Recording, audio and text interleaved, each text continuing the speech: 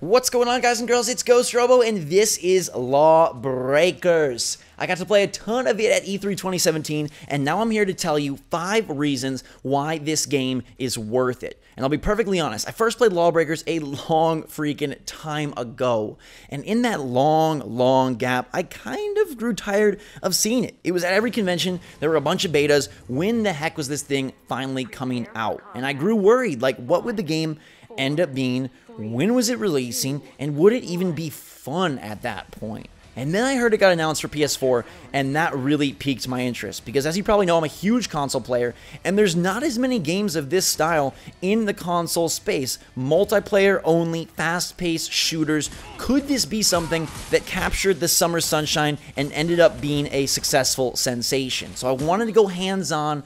I was in LA, it was in LA, I went to play it, and I found out that it actually is really fun, and they have done a lot to improve and build upon the game as they prep for launch. So here are the 5 reasons why this game is worth it. And it starts off with number 1, the Gunslinger and Wraith classes. Now there are 9 total classes in Lawbreakers. They got a lot of variety there. There is the Assassin, the Battle Medic, the Enforcer, the Gunslinger, the Harrier, the Juggernaut, the Titan, the Vanguard, and the Wraith. But 2 of them stand out to me because they feel super unique, and I feel like they embody the gravity action of Lawbreakers the best. And the first is the Gunslinger, who you're seeing here. My favorite character that I played. And I played all of them, so I guess my favorite character in the game. He's got 2 pistols and a warp ability. You're seeing that warp to move forward, but it can also be used to move up. You can warp jump and really gain a lot of ground vertically as well as horizontally. And that's something that I think sets this apart, is the ability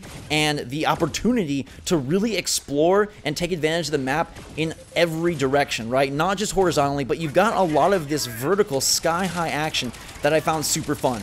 And his weapons are also super cool. He's got 1 pistol that is a burst fire, and then he has 1 pistol that is a long-range sniper. That's the sniper right there, going for headshots, trying to deal max damage. His ultimate ability allows him to fire both of his weapons rapid-fire style, which is basically a guaranteed kill if you are anywhere close to anyone.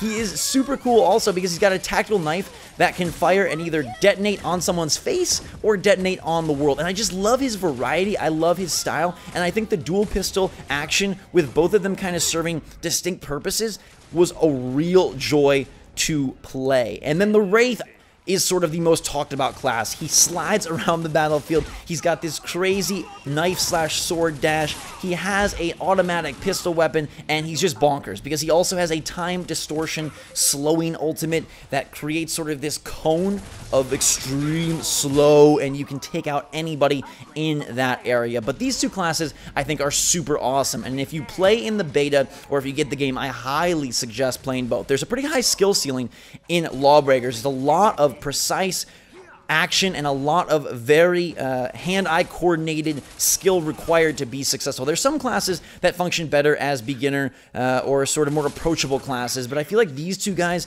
really allow you to take advantage of all of your tactics and all of your skills. So I love them the most, and I think that they are great for the shooter space and really freaking cool in Lawbreakers. The next reason, number 2, is Traversal. This game is all about getting around the maps and taking advantage of your character's abilities. So some of them can sprint, some of them can warp jump, some of them can crazy slide, but it's amazing when you chain that stuff together. Like the Wraith character I mentioned, he can slide and then launch that into a leap, which allows him to take advantage of gravity fields, anti-gravity fields, and allows him to clear massive distances on the map. And it's sort of similar to this dude as well. Using those warps combined with jumps, even if you're not warping vertically, you can warp horizontally and then jump, and there's just a very good momentum to it all. There's a great flow. I'm big on flowing games. I love the way that things feel on the controller, especially movement, especially traversal.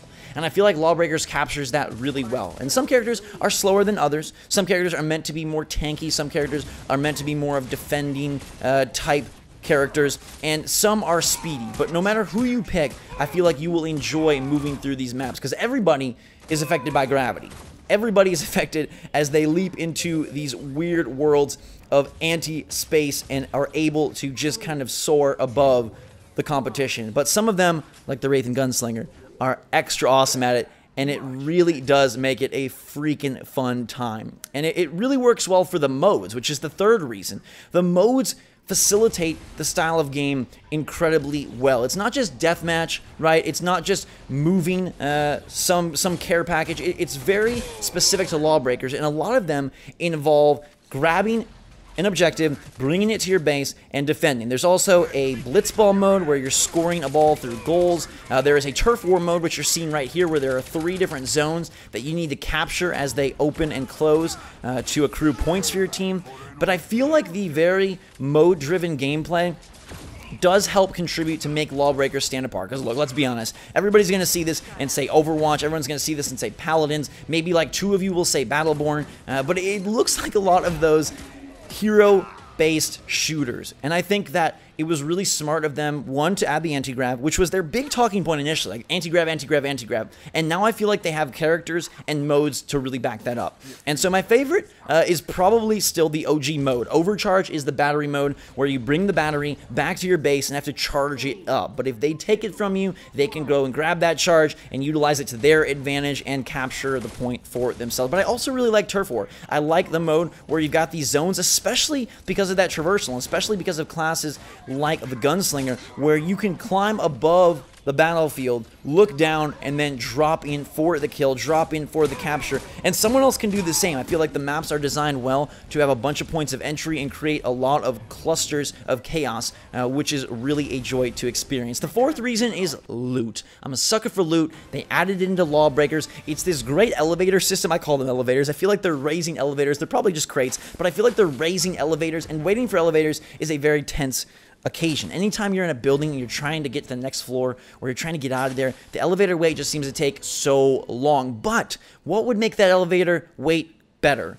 If something freaking cool was waiting inside and not just a bunch of boring suits or emptiness. And they've got really cool loot that allows you to, I feel, take your characters in a pretty awesome, unique direction. The character skins and the weapon skins are very colorful, and they're very crazy in their design. So they do a nice job of making sure that your Wraith or your Gunslinger, not only are they separated between the Law and the Breakers, technically, but they're also separated based on your skin. So you can look different than someone else's Wraith, even if you're on the same side. And then the weapon skins further enhance that. They've got the traditional stuff as well in there, you know, like stickers and like profile pictures and things of that sort. But getting legendaries and seeing those elevators, as I call them, queue up is really freaking cool. And the 5th and final reason, and it's possibly the most important reason for some people, and so I saved it for last, is the price. Lawbreakers is $29.99, which puts it in a super unique tier for console gaming, and I think it's totally worth its cost. They pack a lot of polish and a lot of fun into those gravity spaces for the reasons I previously mentioned. 1, they've got some super cool unique classes like the Gunslinger and the Wraith that are a lot of fun to use. 2, they have really excellent traversal and flow, making movement a joy. 3, they have modes that are specifically tailored for the characters and gameplay style here in Lawbreakers.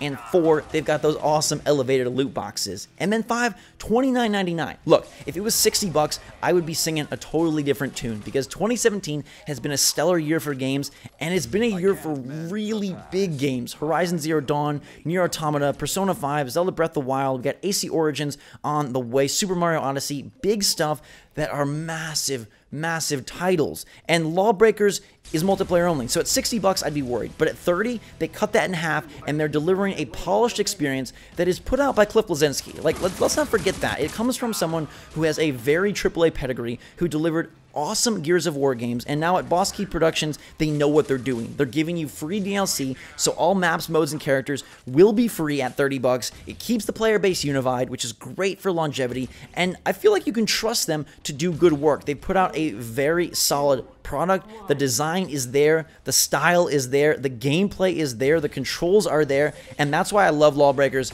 at $30, and I think it is totally worth it for those 5 reasons. Let me know your take in the comments down below, guys and girls. Hope you had fun with this video. If you enjoyed, hit that like button. $30 Lawbreakers is out in August. It's in beta right now. If you're playing, maybe I'll see you there. But until next time, everybody, have a fantastic day. I love you all. Drink some hot chocolate, and we will see you all later.